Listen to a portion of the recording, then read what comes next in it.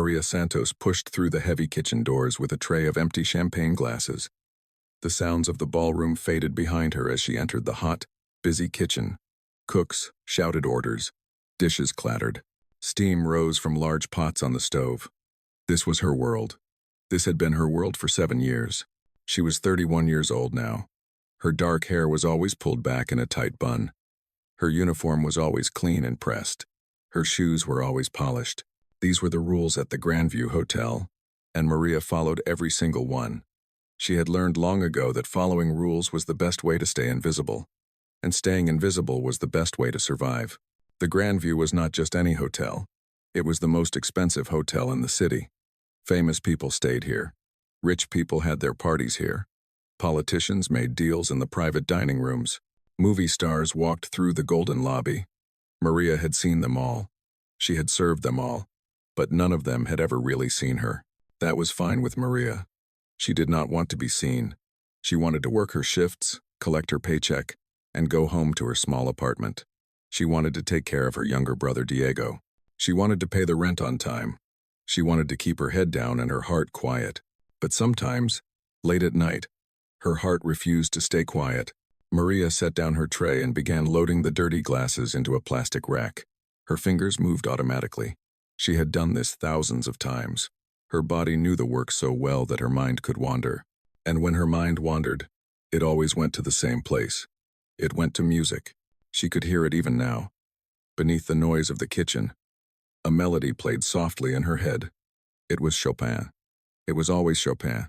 The notes danced through her thoughts like old friends coming to visit. Her fingers twitched slightly, pressing invisible keys on the edge of the counter. Nobody noticed. Nobody ever noticed. Maria had started playing piano when she was 4 years old. Her grandmother had taught her. Abuela Carmen had been a music teacher back in Mexico City before she moved to America. She had brought one precious thing with her across the border. It was an old upright piano with yellow keys and a crack in the wood. That piano had been in Maria's family for 3 generations.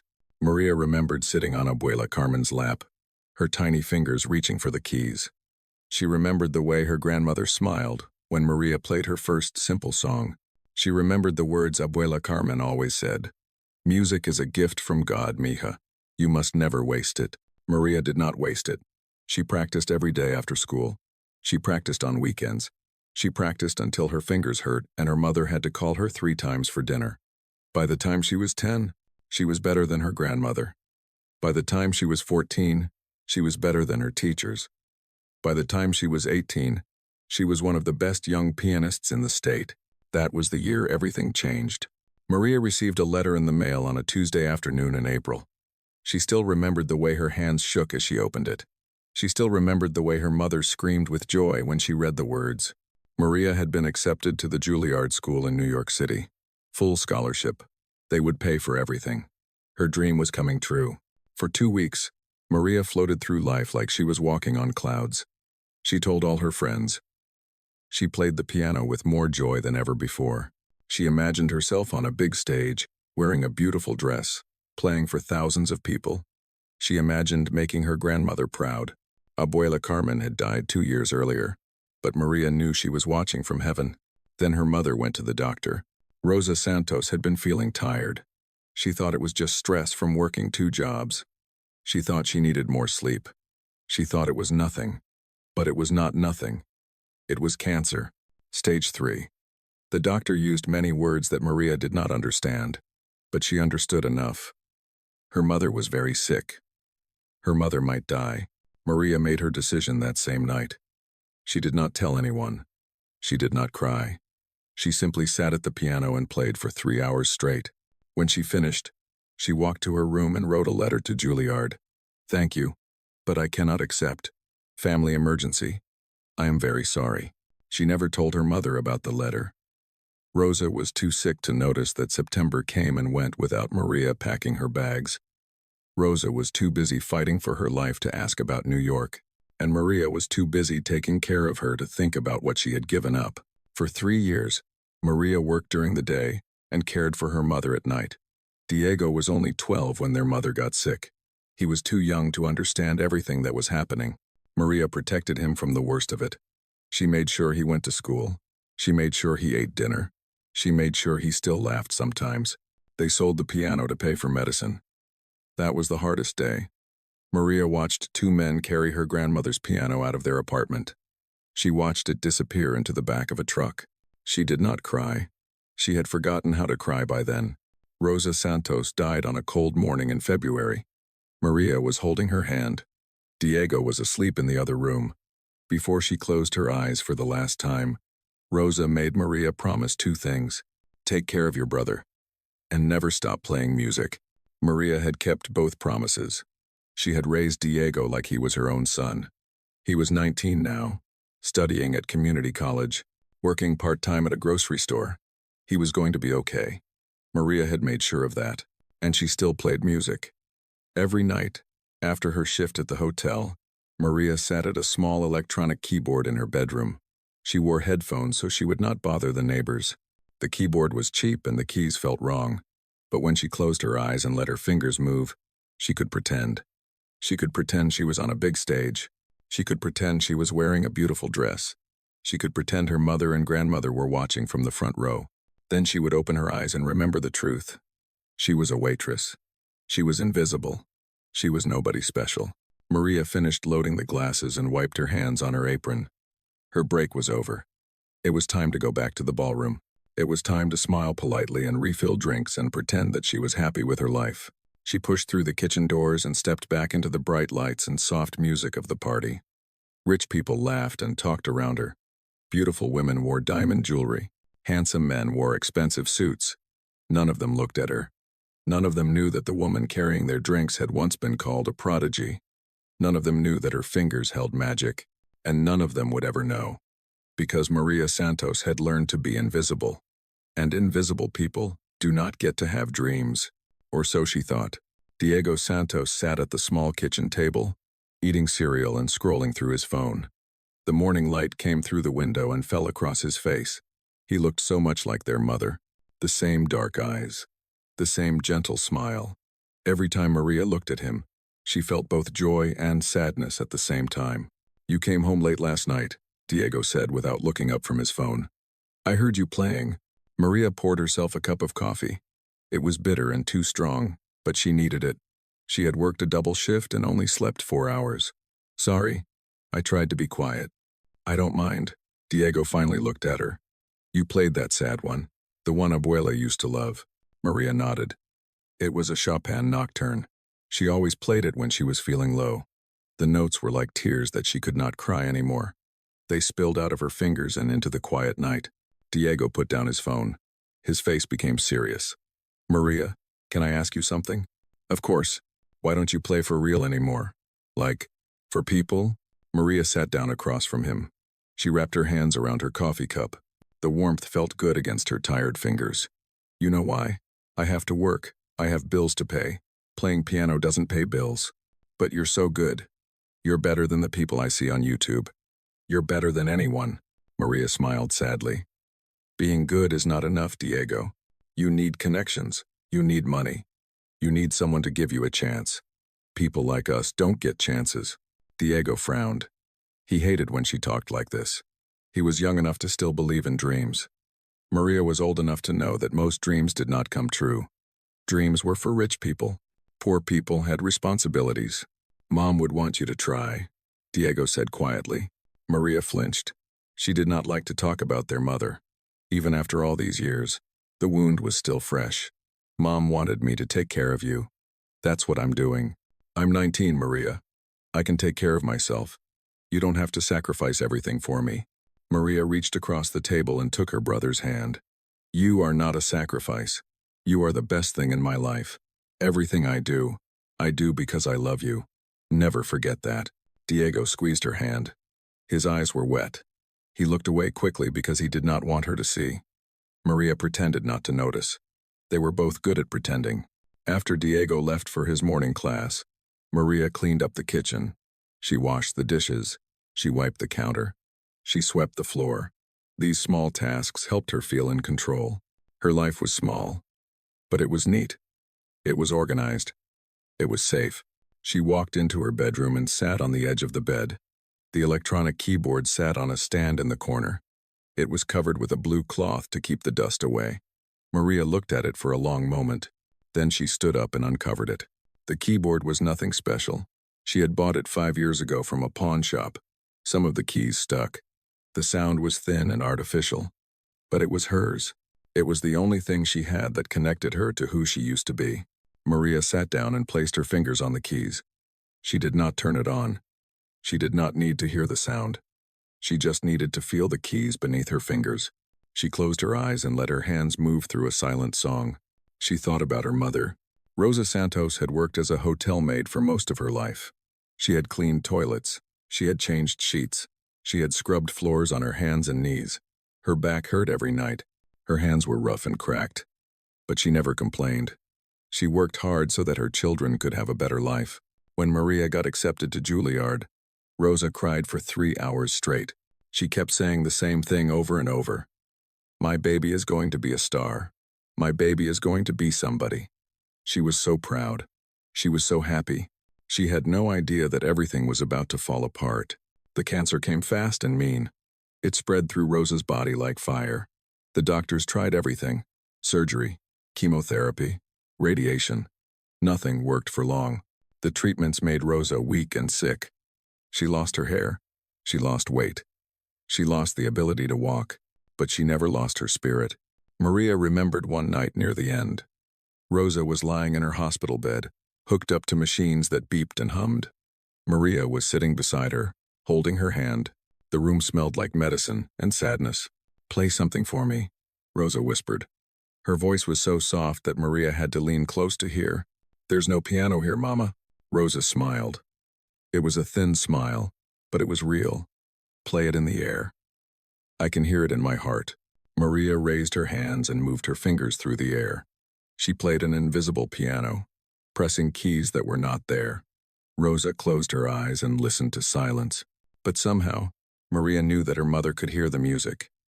Somehow, she knew that Rosa could hear every note. Beautiful, Rosa whispered. Promise me something, Mija. Anything. Never stop playing, even when I'm gone. Promise me. Maria's tears fell onto her mother's hand. I promise, Mama. I promise. Rosa died 2 days later. Maria was there when it happened. She watched her mother take her last breath. She felt her mother's hand go still. And in that moment, something inside Maria died too. She kept her promise, though. Every night, she played. Sometimes she played happy songs that reminded her of good times. Sometimes she played sad songs that let her cry without tears. Sometimes she just sat with her hands on the keys and remembered. The music was her connection to everyone she had lost. When she played, she could feel her grandmother's hands guiding hers. She could hear her mother's voice singing along. She could see Diego as a little boy, dancing around the living room while she performed for him. The music was also her secret.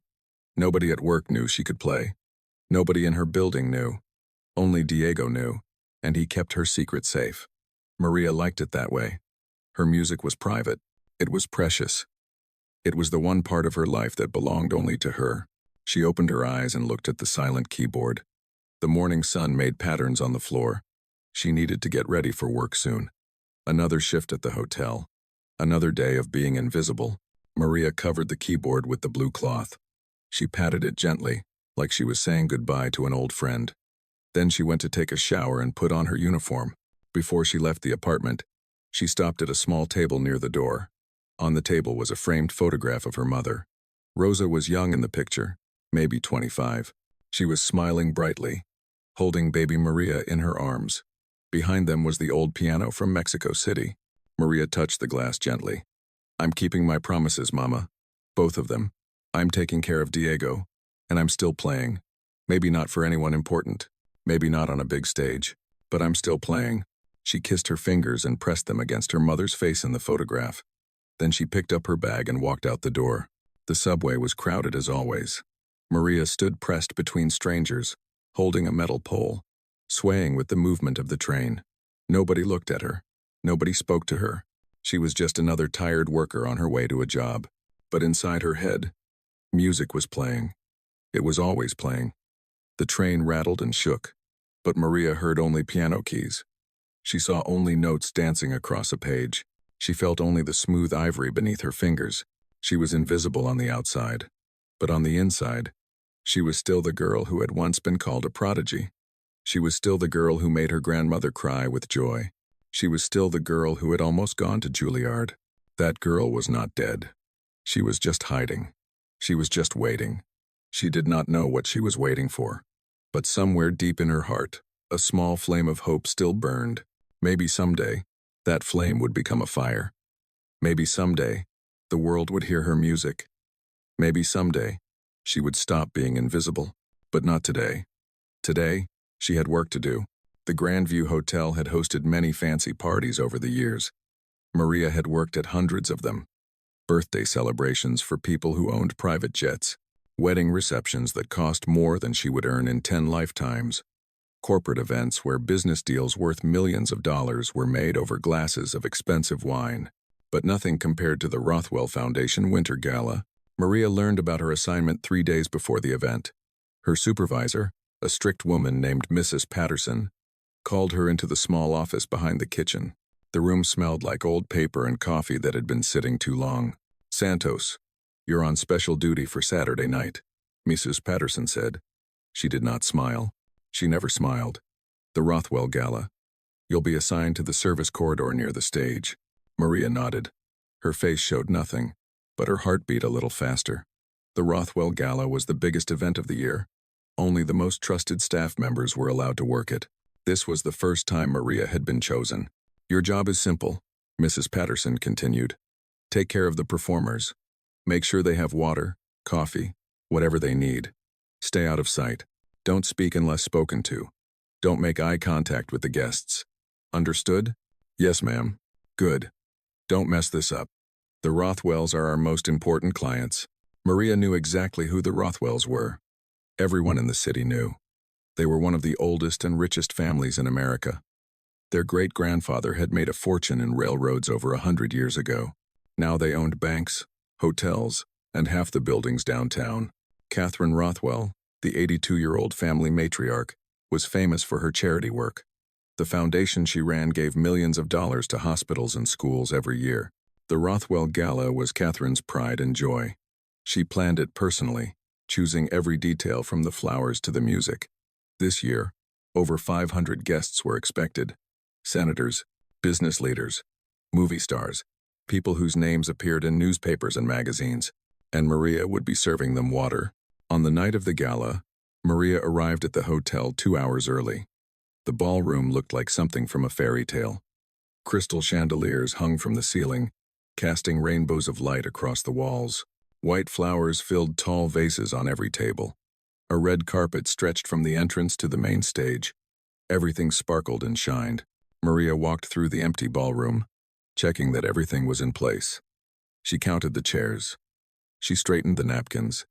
She made sure the water glasses were perfectly clean. These small tasks helped calm her nerves. She paused by the grand piano on the stage. It was a Steinway concert grand, black and beautiful. Maria had read about these pianos but had never seen one up close. The keys were pure ivory. The wood was polished until it reflected like a mirror. This piano probably cost more than her apartment building. Maria looked around. She was alone. Without thinking, she reached out and touched one key. She did not press it. She just felt the smooth surface beneath her fingertip. A shiver ran through her body. This was what a real piano felt like. This was what she had been missing. "Santos, what are you doing?" Maria jumped back like the piano had burned her. Mrs. Patterson was standing at the edge of the stage, hands on her hips, face angry. "I'm sorry, ma'am, you were just touching things that don't belong to you. Get to your station." Now, Maria hurried away, her cheeks burning with shame. She cursed herself silently. Stupid, careless. She had broken the most important rule. She had let herself be seen. She found her station near the back of the stage. It was a small area hidden behind a curtain. From here, she could see the stage without being seen herself. There was a table with water bottles, coffee cups, and small snacks. This would be her home for the next several hours. The guests began arriving at 7 o'clock. Maria watched through a gap in the curtain as they walked in. The women wore long dresses that sparkled with jewels. The men wore black suits that probably cost more than her monthly rent. They laughed and talked and kissed each other's cheeks. They looked happy. They looked beautiful. They looked like they belonged to a different world. Maria recognized some faces from magazines and television. There was a famous actress who had won an Oscar last year. There was a tech billionaire whose company made the phones everyone used. There was a senator who was always on the news talking about important laws. These were the most powerful people in the country, and they were all in the same room. Catherine Rothwell arrived last. She was a small woman with white hair and sharp blue eyes. Despite her age, she walked without help, her back straight and proud. She wore a simple black dress and a single strand of pearls. She did not need fancy jewelry to show her power. Everyone in the room turned to look at her. Everyone wanted her attention. Maria watched Catherine make her way through the crowd. The old woman stopped to speak with every guest. She remembered their names. She asked about their families. She laughed at their jokes. She was the perfect hostess. But Maria noticed something else. When Catherine thought no one was looking, her smile faded. Her eyes became sad. She touched the pearl necklace around her neck like it was something precious. Maria recognized that look. It was the look of someone carrying a heavy weight of grief. Later, Maria learned from another staff member that tonight was special for Catherine. It was the anniversary of her husband's death. Edward Rothwell had passed away 5 years ago. They had been married for 58 years. Catherine had requested one particular song for tonight's performance. It was Chopin's Ballade No. 1-inch G minor. Edward had played it for her on their first date. Back when they were both young and full of dreams, Maria felt her heart squeeze tight. She knew that piece. She had played it 100 times. It was one of the most difficult and beautiful pieces ever written for piano. The notes told a story of love and loss, hope and despair. It was perfect for a woman remembering her dead husband. The entertainment for the evening was Victor Ashford, one of the most famous pianists in the world. Maria had heard of him, of course. Everyone had. He had performed at concert halls across Europe and Asia. He had played for presidents and kings. His recordings sold millions of copies. Victor was scheduled to perform at 9 o'clock. Maria's job was to make sure he had everything he needed before he went on stage. She had never met a famous person before.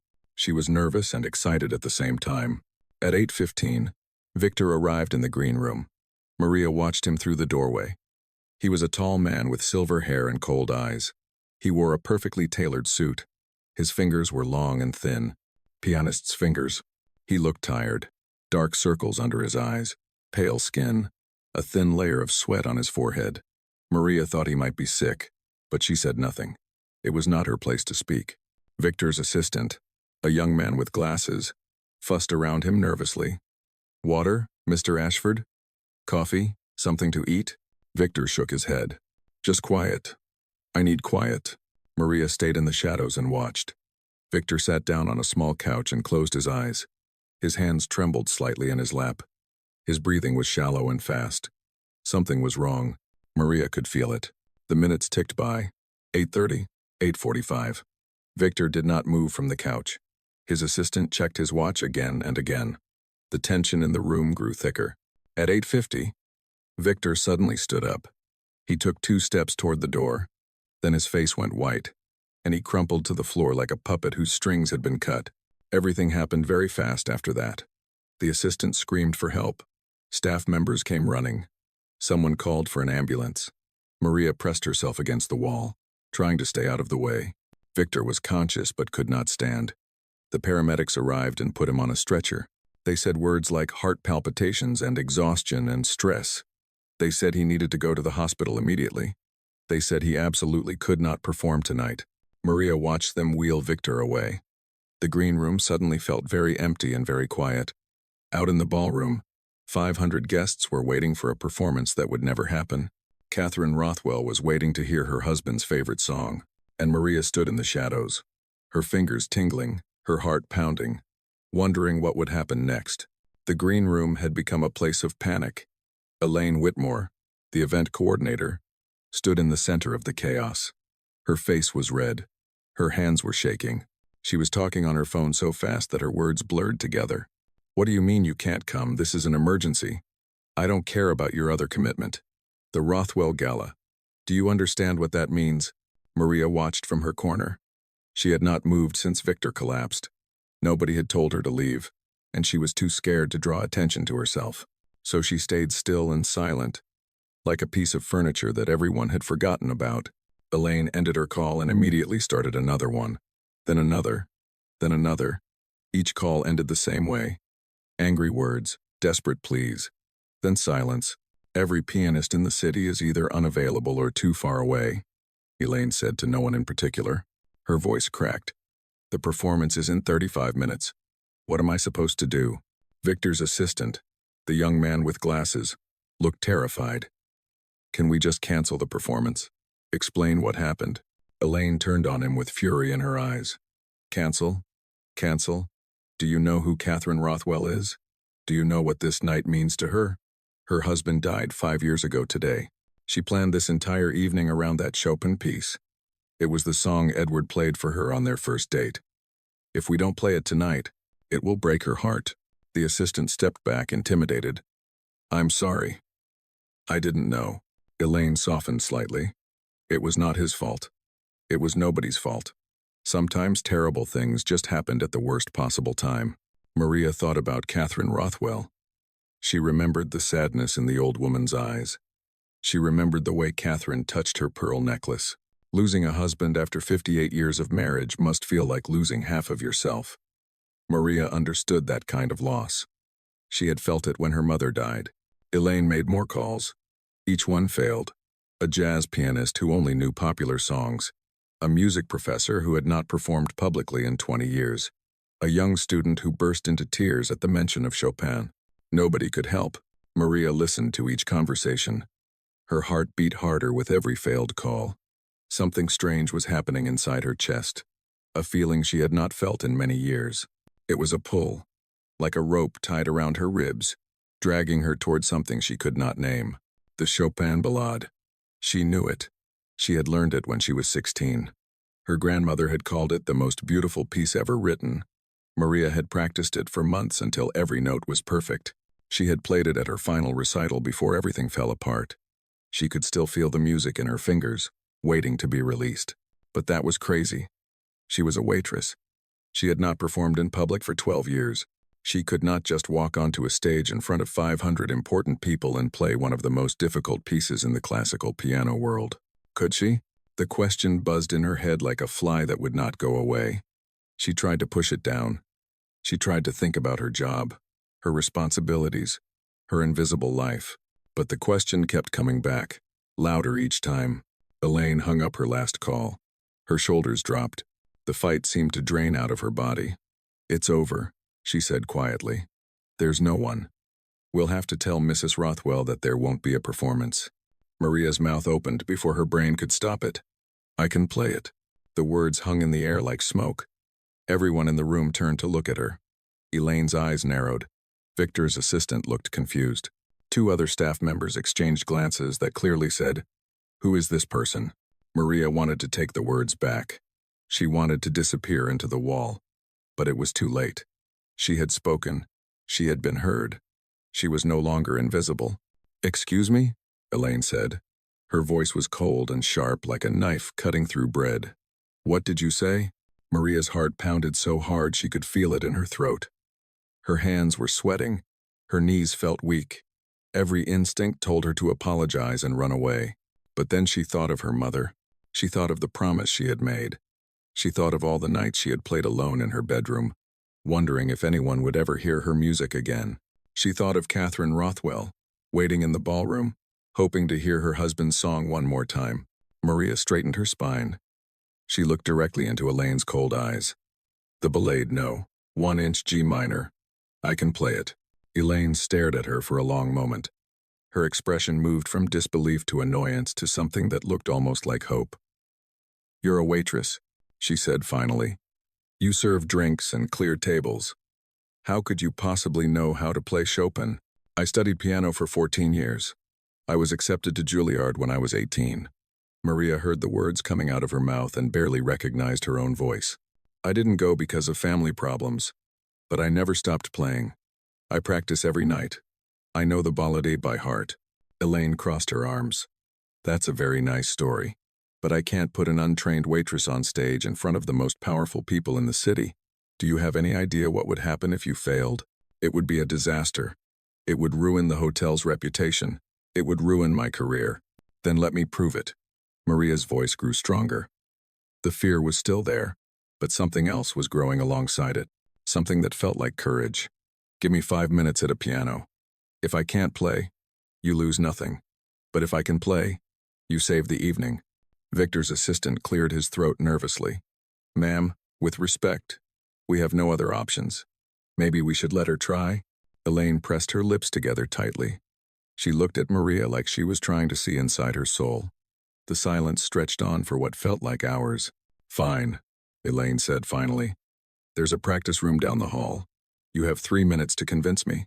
If you waste my time, you're fired. Understood? Maria nodded. She did not trust her voice anymore. Her legs felt like they were made of water as she followed Elaine out of the green room. The practice room was small and plain. White walls, gray carpet, but in the center of the room sat a piano. It was not as grand as the one on stage, but it was real. It was beautiful. Maria felt tears prick her eyes just looking at it. 3 minutes, Elaine said. She stood by the door with her arms crossed, her face hard and skeptical. Starting now, Maria sat down at the piano. The bench felt familiar beneath her. The keys gleamed in the fluorescent light. She placed her fingers on the ivory and felt a jolt of electricity run through her body. For a moment, she could not move. 12 years of doubt and fear pressed down on her shoulders. 12 years of hiding, of pretending, of being invisible. What if she had forgotten? What if she was not good enough? What if she had been fooling herself all along? Then she heard her grandmother's voice in her head. Music is a gift from God, Mija. You must never waste it. She heard her mother's voice. Promise me you'll never stop playing. She heard her own voice, the voice of an 18-year-old girl who had once been called a prodigy. I promise, Mama. I promise. Maria closed her eyes. She took a deep breath. And then she began to play. The first notes of Chopin's ballade filled the small room. They were soft and gentle, like a whisper from long ago. Maria's fingers moved across the keys as if they had never stopped. The music flowed out of her like water from a spring. It was everything she had kept locked inside for 12 years. All the grief, all the love, all the dreams she had buried but never truly abandoned. The piece grew more complex, faster, more passionate. Maria's hands danced across the keyboard, hitting every note with perfect precision. She forgot about Elaine watching. She forgot about the gala. She forgot about everything except the music. When she finally played the last note, she opened her eyes. The room was silent. Elaine stood frozen by the door, her mouth slightly open. Her phone had slipped from her hand and lay forgotten on the floor. My God, Elaine whispered. Where have you been hiding? Maria looked at her with tired, honest eyes. I've been here the whole time, she said. You just never saw me. Elaine picked up her phone from the floor. Her hands were trembling. She had been working in event management for 23 years. She had heard famous musicians perform at the greatest concert halls in the world. But she had never heard anything quite like what this waitress had just played. We have 20 minutes before the scheduled performance time, Elaine said. Her voice was different now. The coldness was gone, replaced by something that sounded almost like excitement. We need to get you ready. Maria's stomach dropped. The brief moment of courage she had felt while playing was fading fast. Reality was setting in. She was about to perform in front of 500 of the most important people in the city. She was wearing a waitress uniform. Her hair was a mess. She had not played for an audience in over a decade. I don't know if I can do this, Maria said. Her voice came out small and scared. Elaine grabbed her by the shoulders. Listen to me. You just played one of the most difficult pieces in classical music like it was nothing. You have more talent in your little finger than most pianists have in their entire bodies. You can do this. But I'm not ready. I don't have anything to wear. I haven't performed publicly since. We'll figure it out. We have to figure it out. Elaine was already typing furiously on her phone. Catherine Rothwell deserves to hear her husband's song tonight, and you deserve to be heard. Those last words hit Maria like a wave. You deserve to be heard. How long had it been since anyone said something like that to her? How long had she been hiding her music, keeping it locked away like something shameful? How long had she been telling herself that her dreams did not matter? Elaine led Maria back to the green room. Everything was moving very fast now. Elaine made calls, gave orders, and solved problems with incredible speed. She was like a general commanding an army. Within minutes, a young woman from housekeeping appeared with a simple black dress. "My sister's wedding is tomorrow," the woman explained apologetically. "I was going to change into this after my shift. It might fit."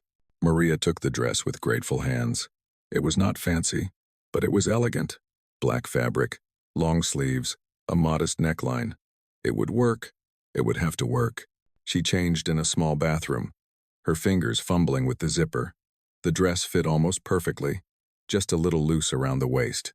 Maria looked at herself in the mirror and barely recognized the woman staring back at her. When she came out, another staff member was waiting with a small bag of makeup and hair supplies. "I used to work at a salon," the woman said shyly. "May I?" Maria sat down and let the woman work. Gentle hands pinned up her hair. Soft brushes swept powder across her cheeks. A touch of lipstick, a bit of mascara. Nothing dramatic, but enough to make her look like she belonged on a stage.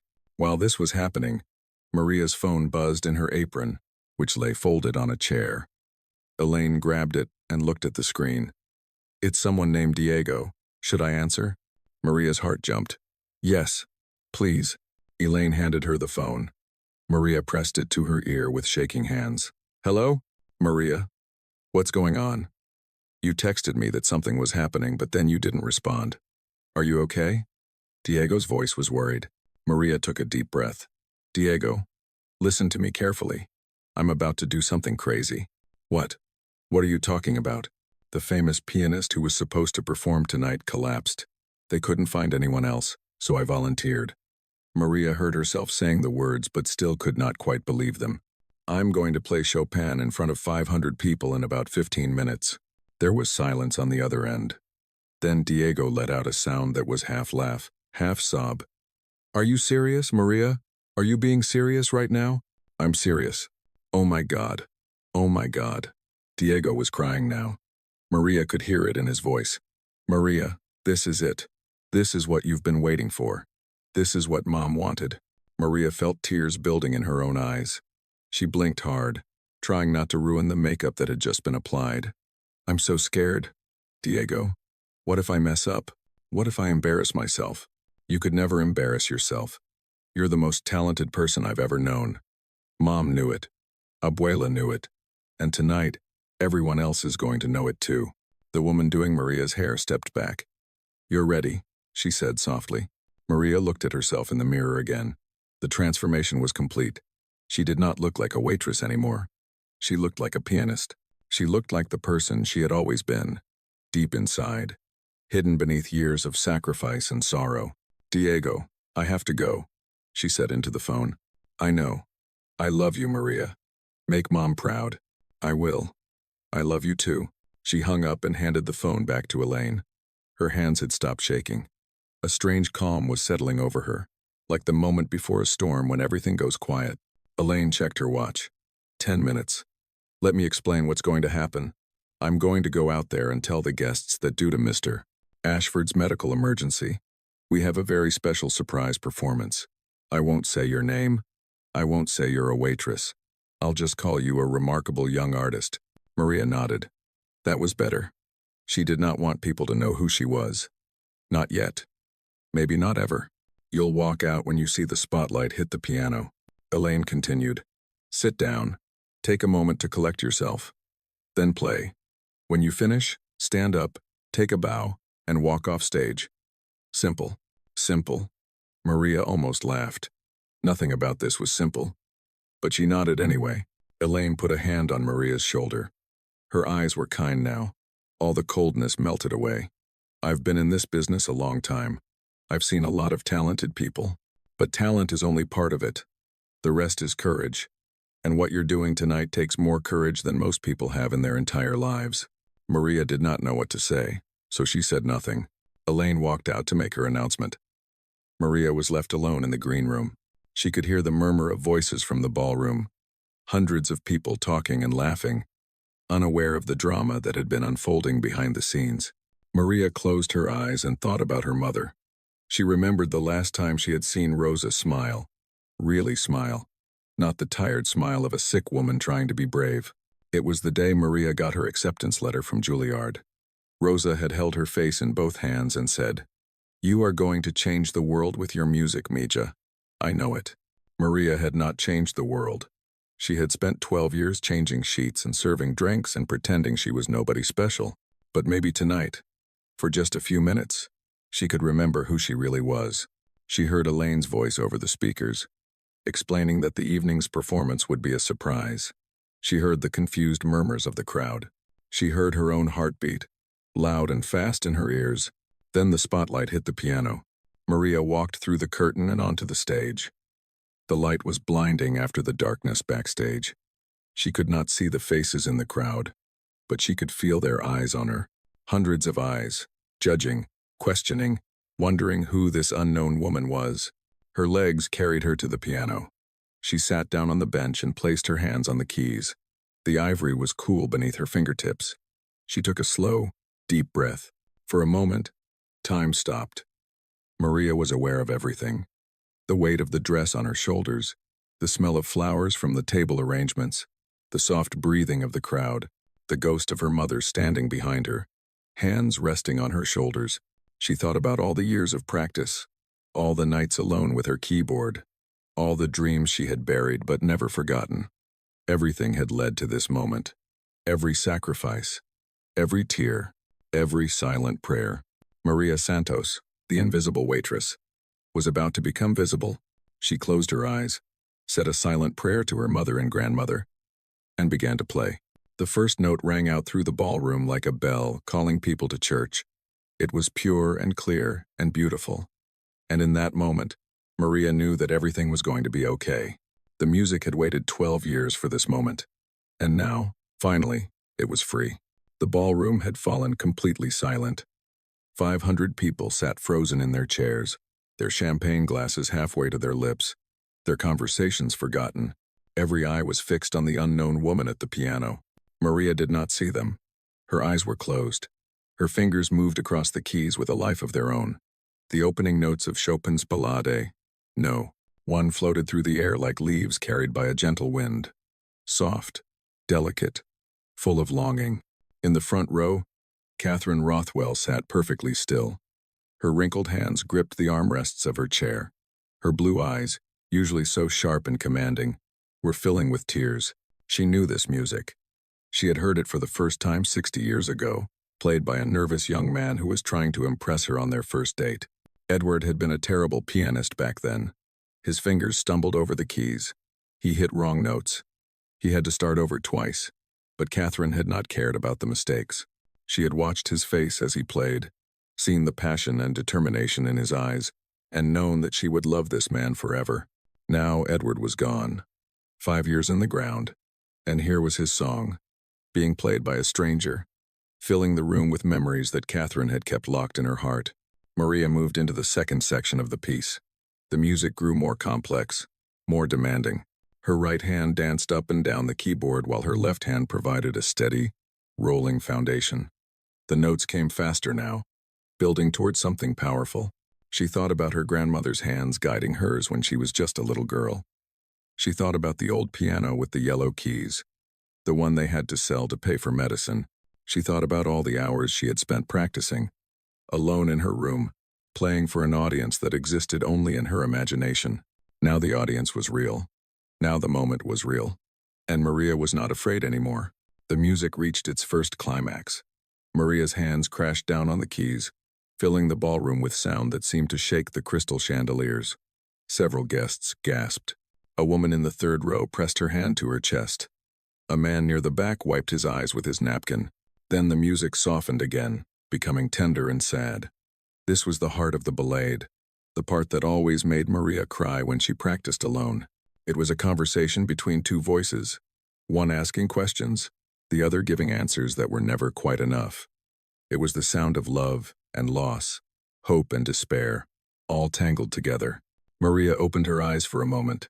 Through the bright stage lights, she could see the blurry shapes of the audience. They were not moving.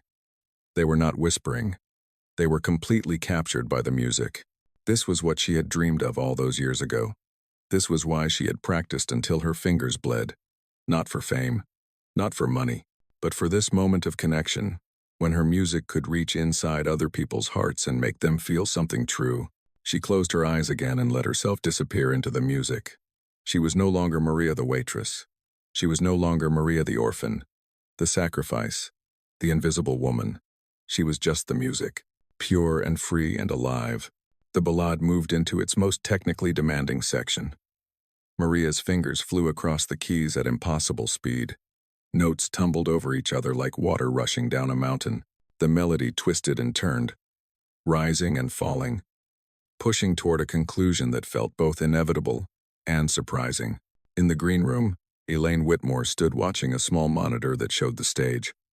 Her hand was pressed over her mouth. Tears streamed down her face.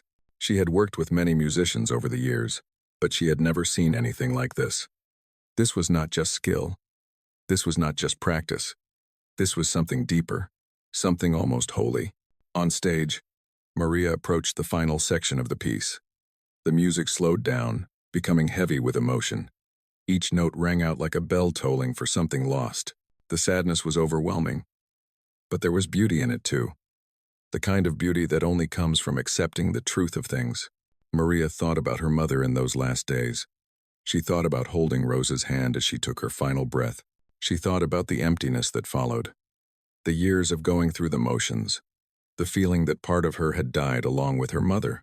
But she also thought about Diego, about his smile when he came home from school, about the way he laughed at her terrible jokes.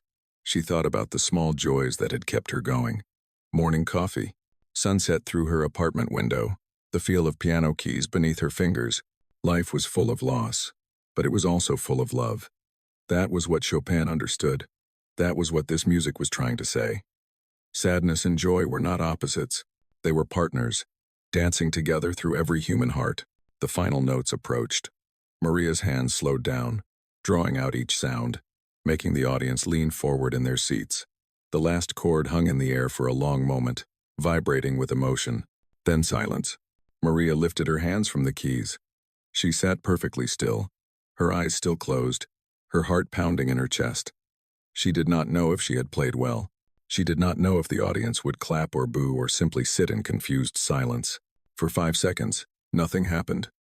The ballroom was quiet as a church. Maria felt a wave of panic rising in her chest. Had she failed? Had she embarrassed herself? Had she ruined everything? Then she heard a sound. A single pair of hands clapping slowly. She opened her eyes and saw Catherine Rothwell standing up from her seat. The old woman's face was wet with tears, but she was smiling. She was clapping. She was looking at Maria with an expression of pure gratitude. One by one, the other guests stood up. The clapping spread through the room like a wave. Within seconds, all 500 people were on their feet. The applause was deafening. It echoed off the walls and ceiling, filling every corner of the ballroom. Maria sat at the piano, overwhelmed. She had imagined this moment so many times, but the reality was different from anything she had expected. She did not feel triumph or pride. She felt relief. She felt release. She felt like a prisoner who had finally been set free. She stood up slowly, her legs shaking. She faced the audience and gave a small bow. The applause grew even louder. People were cheering now, calling out words she could not understand. Cameras flashed. Phones were held up to record her. Maria looked out at the sea of faces. Rich people, powerful people, people who had never seen her before tonight, who had passed her 100 times without knowing she existed. Now they were looking at her like she was something special. Now they were seeing her. She took another bow, then turned and walked off the stage. Her legs carried her through the curtain, back into the darkness of the backstage area. Elaine was waiting there, still crying, arms open wide. That was incredible, Elaine whispered, pulling Maria into a hug. That was the most beautiful thing I've ever heard. Maria could not speak. She was shaking too hard. She was crying too hard. 12 years of buried emotion came pouring out of her in waves. She had done it. She had kept her promise. She had let the world hear her music, and somehow, she knew that her mother and grandmother were watching from somewhere far away, smiling with pride. Maria stood backstage, trying to catch her breath. Her whole body was trembling. Elaine kept one arm around her shoulders, offering support that Maria desperately needed. The sound of applause still echoed from the ballroom, even though several minutes had passed since she left the stage. "They want you to come back out," Elaine said softly. They're calling for an encore. Maria shook her head. I can't. I don't think my legs will carry me. That's okay. You've done more than enough. Elaine squeezed her shoulder. You saved this evening. You gave Catherine Rothwell something precious. That's all that matters. A staff member appeared with a glass of water. Maria took it with shaking hands and drank deeply. The cool liquid helped calm her racing heart. She was starting to feel like herself again, though she was not quite sure who that self was anymore. For 12 years, she had been Maria the waitress, Maria the invisible, Maria who served drinks and cleared tables and went home to a small apartment and a cheap keyboard. Now she was something else. She did not have a name for it yet. The curtain at the edge of the stage moved, and Catherine Rothwell appeared. The old woman walked slowly but steadily, using a silver cane that Maria had not noticed before. Her eyes were still red from crying, but her face glowed with something that looked like joy. Where is she? Catherine asked, her voice surprisingly strong. Where is the pianist? Elaine stepped aside, revealing Maria. Catherine stopped and looked at her for a long moment. The two women were very different. One was old and rich and powerful. The other was young and poor and nobody. But in that moment, they were connected by something deeper than money or status. What is your name, child? Catherine asked. Maria. Maria Santos. Catherine nodded slowly. Maria? That was my mother's name. She reached out and took Maria's hands in hers. Her grip was firm despite her age. I want you to know something. My husband Edward played that piece for me on our first date. 60 years ago. He was terrible. A small laugh escaped her lips. His fingers tripped over each other. He hit so many wrong notes, but I fell in love with him anyway, because I could see how much the music meant to him. Maria listened quietly, feeling tears building in her eyes again. When he died 5 years ago, I thought I would never hear that song again. Catherine continued. I thought that part of my life was over. But tonight, you brought it back to me. You played it better than Edward ever did. But you played it with the same heart, the same love. She paused, her voice catching. Thank you, Maria. You have given me a gift I can never repay. Maria did not know what to say. She had spent so many years feeling worthless, feeling like her talent was wasted, feeling like she had nothing to offer the world. And here was one of the richest women in America, thanking her for a gift. I'm glad I could help, Maria managed to whisper. Catherine released her hands and turned to Elaine. I want to know everything about this young woman. Who is she? Where did she come from? Why have I never heard of her? Elaine hesitated. She looked at Maria, silently asking permission. Maria thought for a moment, then nodded. There was no point in hiding anymore. Maria works here at the hotel, Elaine said carefully. She's been a member of our waitstaff for 7 years. Catherine's eyebrows rose. A waitress? This woman who plays Chopin like an angel is a waitress? She was accepted to Juilliard when she was 18, Elaine continued. Full scholarship. But she had to give it up to take care of her family. Catherine turned back to Maria. Her sharp blue eyes seemed to see right through her, past the borrowed dress and the hastily done makeup, down to the truth beneath. Is this true? Maria nodded again. My mother got sick. Someone had to take care of my younger brother. There was no one else. And you gave up your dreams to do that? My family is more important than dreams. Catherine was quiet for a long moment. Maria could not read the expression on her face. Was it pity? Respect? Something else entirely? You know, Catherine said finally, I have met thousands of talented people in my life. Musicians, artists, writers, scientists. But talent is cheap. The world is full of talented people who never amount to anything. Do you know what makes the difference? Maria shook her head. Sacrifice. Character. The willingness to put others before yourself. Catherine smiled, and her whole face seemed to light up. You have all of that, Maria Santos. You are exactly the kind of person the world needs more of. Before Maria could respond, the curtain moved again, and a flood of people poured backstage. They were guests from the gala, still dressed in their expensive clothes, their faces eager and excited.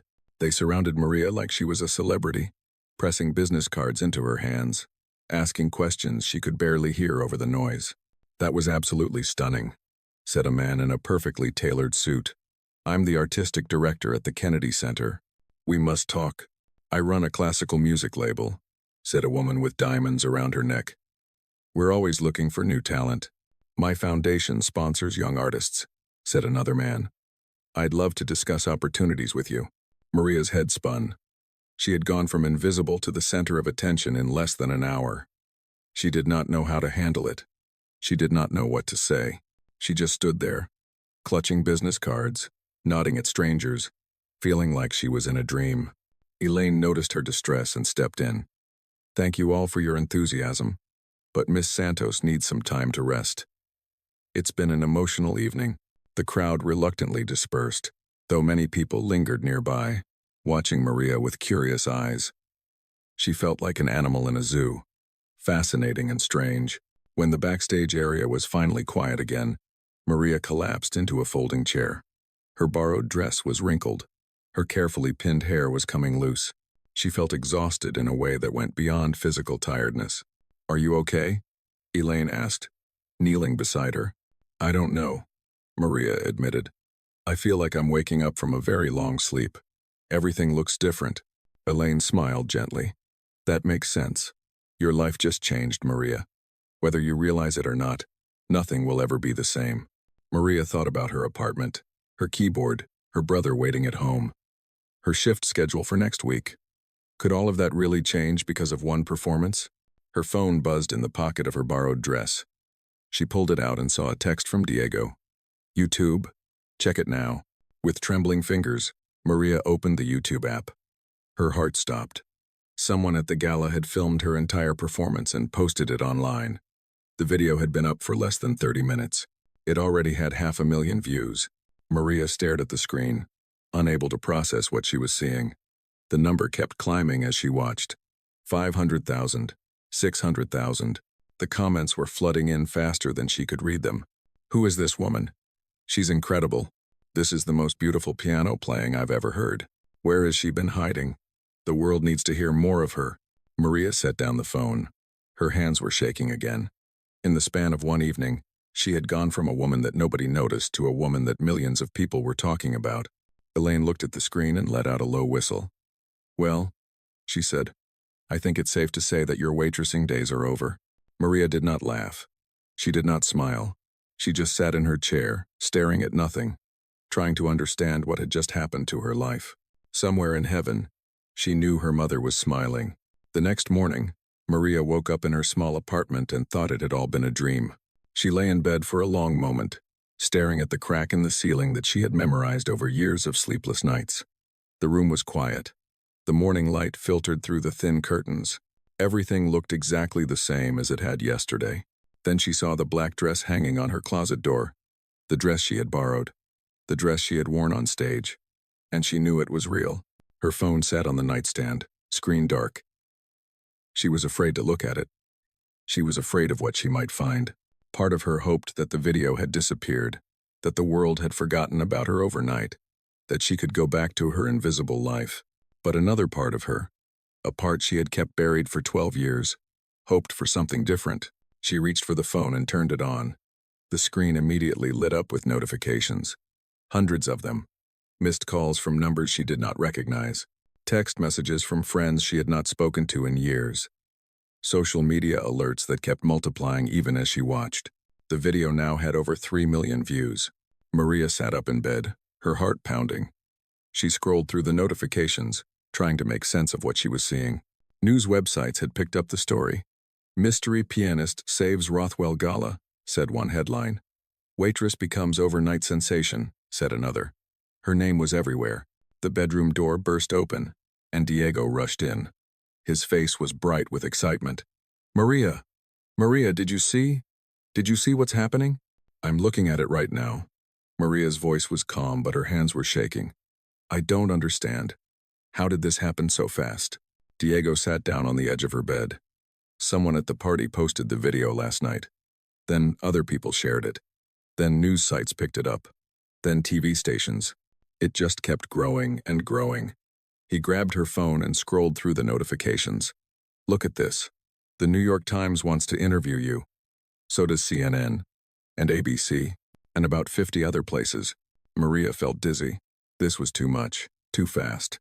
She had spent so many years in the shadows, and now suddenly the whole world was shining a light on her. She did not know how to handle it. "I need coffee," she said weakly. They moved to the kitchen, where Maria made coffee, while Diego continued reading notifications aloud. There were interview requests, performance invitations, record label inquiries, messages from people she had gone to high school with, people who had never given her a second glance, now claiming they had always known she was special. And there was one message that stood out from all the others. It was from the office of Catherine Rothwell. Maria read it 3 times before she could believe what it said. Catherine wanted to meet with her today. She was offering to sponsor Maria's musical career through the Rothwell Foundation. She believed that Maria had a gift that deserved to be shared with the world. Diego read the message over her shoulder. When he finished, he was crying. "Maria, do you know what this means? This is everything. This is everything Mom wanted for you." Maria set down her coffee cup. Her hands would not stop trembling. "I'm scared, Diego." "Scared? Why? This is the best thing that's ever happened to you. That's why I'm scared." Maria looked at her brother with honest eyes. "What if I'm not good enough? What if last night was a one-time thing? What if I get up there again and fail?" Diego took her hands in his. His grip was strong and warm, just like their mothers used to be. "Maria, listen to me. You have been playing piano your whole life. You have practiced more than anyone I know. You gave up everything for our family, and you never complained, not once. If anyone deserves this chance, it's you. But what if? No, no more what ifs." Diego's voice was firm. "Mom made you promise to never stop playing. Well, this is what that promise was about. Not playing alone in your room at midnight, playing for the world. Letting people hear what you can do." Maria thought about her mother's face on that last night in the hospital. The tired eyes, the weak smile, the voice barely above a whisper. "Promise me, you'll never stop playing." She had kept that promise in the smallest way possible. Playing on a cheap keyboard with headphones on, making sure no one could hear, hiding her talent like it was something to be ashamed of. That was not what her mother had meant. That was not what Rosa had dreamed of when she scraped and saved to pay for piano lessons. Rosa had dreamed of this, of her daughter playing for crowds, of her daughter being recognized, of her daughter becoming the star that she always knew Maria could be. "Okay," Maria said quietly. "Okay, I'll go meet with Mrs. Rothwell." Diego hugged her so tight that she could barely breathe. "I'm so proud of you, Maria. Mom would be so proud." Maria got dressed in her nicest clothes, which were not very nice at all. She looked at herself in the mirror and saw the same tired face she always saw. Dark circles under her eyes, lines around her mouth. 31 years old and looking older. How could the world possibly see anything special in her? But then she remembered how it felt to sit at that piano last night. The way the music flowed through her like electricity. The way the audience fell silent and then erupted in applause. That was real. That was her. No one could take that away. The meeting with Catherine was at a downtown office building. Maria took the subway, standing in a crowded car, holding a metal pole, just like she did every day on her way to work. Nobody recognized her. Nobody looked twice at the tired woman in the simple clothes. She was still invisible in the real world, even if millions of people had watched her online. The Rothwell Foundation offices were on the 30th floor. Maria rode up in a glass elevator, watching the city shrink beneath her. When the doors opened, she stepped into a world of marble floors and expensive art and people in designer suits. A young assistant led her to Catherine's private office. The old woman was sitting behind a huge wooden desk, but she stood when Maria entered. Her smile was warm and genuine. "Maria, thank you for coming." Catherine walked around the desk and took both of Maria's hands. "I hope you're not too overwhelmed by everything that's happened." "I'm very overwhelmed," Maria admitted. Catherine laughed. "Good. That means you're human. Anyone who wouldn't be overwhelmed by this isn't paying attention." She guided Maria to a comfortable chair and sat down across from her. "I want to talk to you about your future." Maria's heart beat faster. Elaine mentioned something about a sponsorship. "Yes, the Rothwell Foundation has supported young artists for decades. We pay for education, housing, instruments, whatever they need to develop their talents. But I must be honest with you, Maria. I've never met anyone quite like you." "What do you mean?" Catherine leaned forward, her blue eyes sharp and focused. "Most young artists I sponsor are fresh out of conservatory. They've had every advantage. Private lessons from childhood, Parents who supported their dreams. No financial worries. They're talented, yes, but they've never faced real hardship. Maria thought about all the hardship she had faced. Her mother's illness, the scholarship she gave up, the years of working double shifts, the loneliness, the grief. You're different, Catherine continued. You've suffered, you've sacrificed, and somehow, through all of that, you kept your gift alive. That takes a kind of strength that can't be taught. She paused, emotion flickering across her face. When I heard you play last night, I heard more than just notes. I heard a story, your story, and I believe the world needs to hear it. Maria did not know what to say. She had spent so many years thinking of herself as nothing special. Hearing this powerful woman talk about her like she mattered was almost too much to bear. What exactly are you offering? Maria asked carefully. Everything. Voice lessons. Though your piano certainly doesn't need improvement. A publicity team to handle the media attention. Performance opportunities at major venues. And most importantly, time. Time to focus on your music without worrying about bills or rent or survival. It sounded like a fairy tale. It sounded impossible. Maria waited for the catch, for the part where it all fell apart. I don't ask for anything in return except one thing, Catherine said. Play from your heart. Always. Never let success make you forget where you came from. Never let fame make you forget who you really are. Maria thought about her small apartment, her cheap keyboard, her brother studying at community college, her mother's photograph by the door. These things had shaped her. These things had made her who she was. I won't forget, Maria promised. I could never forget. Catherine smiled and extended her hand. Then we have a deal. Welcome to the next chapter of your life, Maria Santos. Maria shook her hand. And in that moment, everything changed. She was not a waitress anymore. She was not invisible anymore. She was a pianist with a future, supported by one of the most powerful families in America. She only wished her mother could have been there to see it. The weeks that followed were a blur of activity. Maria's life changed so fast that she sometimes forgot who she was. One day she was serving drinks at the Grandview. The next day she was being interviewed on national television. The world could not get enough of her story. Reporters wanted to know everything. How did she learn to play? Why did she give up Juilliard? What was it like to work as a waitress for 7 years? How did it feel to walk onto that stage? Maria answered the same questions over and over, telling her story so many times that it started to feel like it belonged to someone else. The video of her performance continued to spread. 10 million views, then 20 million, then 50 million. People all over the world watched the unknown woman sit down at the piano and create magic. They shared the video with their friends. They wrote comments about how it made them cry. They called her an inspiration. Maria received letters from strangers, thousands of them. They came to the Rothwell Foundation offices in huge bags that grew bigger every day. People wrote to tell her that her story gave them hope. Single mothers working 2 jobs. Young people who had given up their dreams. Old people who had lost loved ones. They all found something in Maria's music that spoke to their own pain and their own longing. One letter stood out. It was from a girl named Sophia, 15 years old, who lived in a small town in Texas. Sophia wrote that she had been about to quit piano lessons because her family couldn't afford them anymore. Then she saw Maria's video. Then she decided to keep trying. If you can do it, Sophia wrote, maybe I can too. Maria cried when she read that letter. She cried for Sophia and for all the other dreamers out there who thought their dreams were impossible. She understood them. She had been one of them. The Rothwell Foundation moved fast. Within a month, Maria had a new apartment in Manhattan. It was small but nice, with big windows that let in lots of light.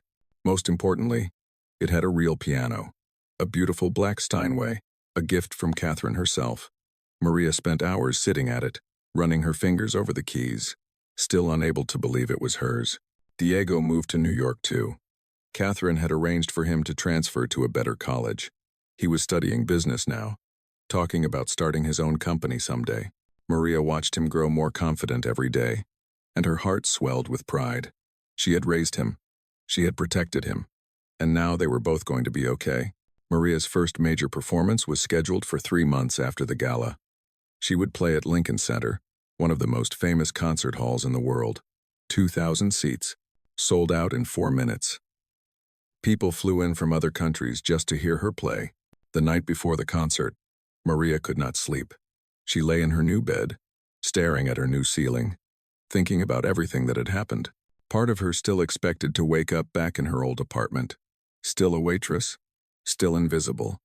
Part of her still could not believe any of this was real. She got up and went to the piano. The apartment was dark and quiet. The city glowed outside her windows, a sea of lights stretching to the horizon. Maria sat down and placed her hands on the keys. She did not turn on any lights. She did not need to see. She played softly, barely touching the keys, letting the music flow through her like a prayer. She played for her mother. She played for her grandmother. She played for all the years she had spent in silence, hiding her gift, pretending she was nobody special. Tomorrow, 2,000 people would hear her play. Tomorrow, her name would be in newspapers around the world.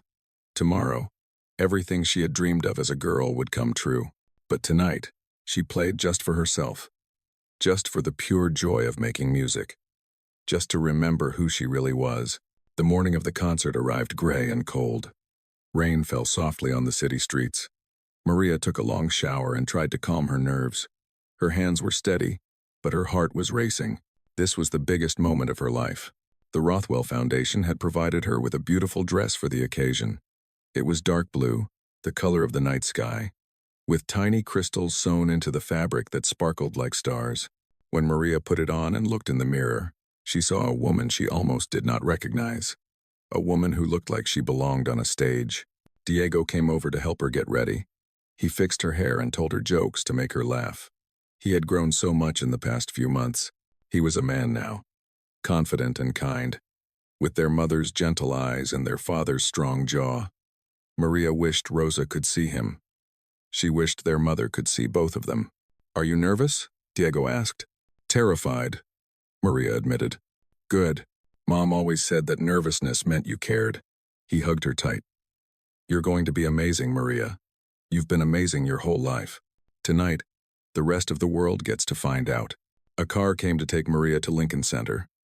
She sat in the back, watching the rainy streets pass by, thinking about the journey that had brought her here. The little girl learning piano on her grandmother's lap. The teenager practicing for hours after school. The young woman giving up her dreams to care for her family. The waitress hiding her gift from the world. Every step had led to this moment. Every sacrifice had meaning now. Every tear had been worth it. Lincoln Center was huge and beautiful. Maria had seen pictures, but nothing prepared her for the real thing.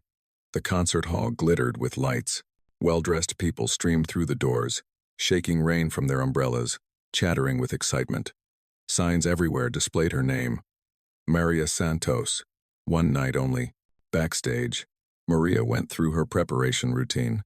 She stretched her fingers. She did breathing exercises. She reviewed the music in her head, even though she knew it perfectly. The minutes ticked by. The audience filled the hall. The moment approached. At exactly 8 o'clock, a stagehand knocked on her dressing room door. 5 minutes, Miss Santos." Maria stood up and looked at herself one last time in the mirror. The woman who looked back was calm and beautiful and ready. This was not a mistake. This was not a dream. This was exactly where she was supposed to be. She walked to the wings of the stage and waited. Through a gap in the curtain, she could see the audience. 2,000 people sitting in darkness, waiting for her. 2,000 hearts ready to be moved by her music. The announcer's voice boomed through the speakers. "Ladies and gentlemen, please welcome Maria Santos." The spotlight hit the stage. Maria took a deep breath. She thought of her mother's final words. "Promise me you'll never stop playing." "I kept my promise, Mama," she whispered. "I kept my promise." Then she walked onto the stage, sat down at the piano, and began to play. 1 year had passed since the night at the Grandview Hotel. 1 year since Maria had stepped out of the shadows and into the light. Sometimes it felt like a lifetime. Sometimes it felt like a single heartbeat. Maria sat in her dressing room at Carnegie Hall, the most famous concert venue in the world. Tonight was the biggest performance of her career so far. A solo recital, 2 hours of music, 3,000 people in the audience. Critics from every major newspaper waiting to write their reviews. She was not nervous anymore. The fear that had gripped her before Lincoln Center was gone now. She had performed dozens of times since then. Concert halls in London, opera houses in Paris, festivals in Tokyo. Each performance had made her stronger, more confident, more sure of who she was. The dressing room was full of flowers, roses from the Rothwell Foundation, lilies from her record label, daisies from Diego, because he knew they were her favorite, cards from fans all over the world, letters from young musicians thanking her for inspiring them. On the table in front of her mirror sat a small framed photograph. It showed a young woman holding a baby, standing next to an old upright piano. Maria's mother and Maria herself, taken 30 years ago. She carried this photograph everywhere. It was her reminder of where she came from. There was a knock at the door. Diego poked his head in. "Hey, you ready?" Maria smiled. "Almost. Come in." Diego entered and sat down beside her. He was 20 years old now, finishing his second year of college. He had his own apartment, his own life, his own dreams, but he never missed one of Maria's performances. Not one. "I have something for you," Diego said. He reached into his pocket and pulled out a small velvet box. Maria opened it and caught her breath. Inside was a delicate gold bracelet with a single charm attached. A tiny piano, no bigger than her thumbnail. "It was Mom's," Diego explained. "Abuela gave it to her when she was young. Mom kept it hidden, saving it for something special." His voice grew thick with emotion. "I found it when I was packing up her things after. I've been waiting for the right moment to give it to you." Maria lifted the bracelet from the box. It was old and slightly tarnished, but beautiful. She could imagine her mother wearing it, years ago, before the sickness took everything away. "Diego, this is..." She could not finish the sentence. Tears were streaming down her face. "She would be so proud of you, Maria. I hope you know that." Diego fastened the bracelet around her wrist. "You did everything she asked. You took care of me. You never stopped playing. And look at you now." Maria looked at her reflection in the mirror. The bracelet gleamed on her wrist. Her mother's bracelet. Her grandmother's gift. 3 generations of women connected by a simple piece of jewelry. "I miss her every day," Maria whispered. "Me too." Diego took her hand. "But she's here. She's always here. Every time you sit down at a piano, she's sitting beside you." They stayed like that for a long moment, brother and sister, holding hands in a dressing room at Carnegie Hall. So much had changed since those dark days after their mother died. So much had been lost, but so much had been found too. Another knock at the door. "Miss Santos? 5 minutes." Diego stood up and helped Maria to her feet. He straightened her dress, a beautiful emerald green gown that Catherine Rothwell had given her. He wiped a tear from her cheek. "Go show them who you are," he said. Maria hugged him one last time, then walked out of the dressing room. The hallway was quiet. Her heels clicked against the marble floor. She could hear the murmur of the crowd beyond the stage doors. 3,000 people waiting for her. She thought about everything that had brought her to this moment. The little girl learning Chopin on a battered old piano. The teenager dreaming of Juilliard. The young woman sacrificing her dreams for her family. The waitress playing alone at midnight. The unknown musician stepping onto a stage when no one expected anything from her. Each of those women was part of who she was now. Each of them had contributed something to the person she had become. The struggles had made her strong. The pain had given her depth. The loneliness had taught her to appreciate connection. In interviews, reporters often asked Maria if she felt angry about the lost years. They wanted her to say yes. They wanted bitterness and resentment. They wanted a story about injustice overcome, but Maria never felt angry. How could she?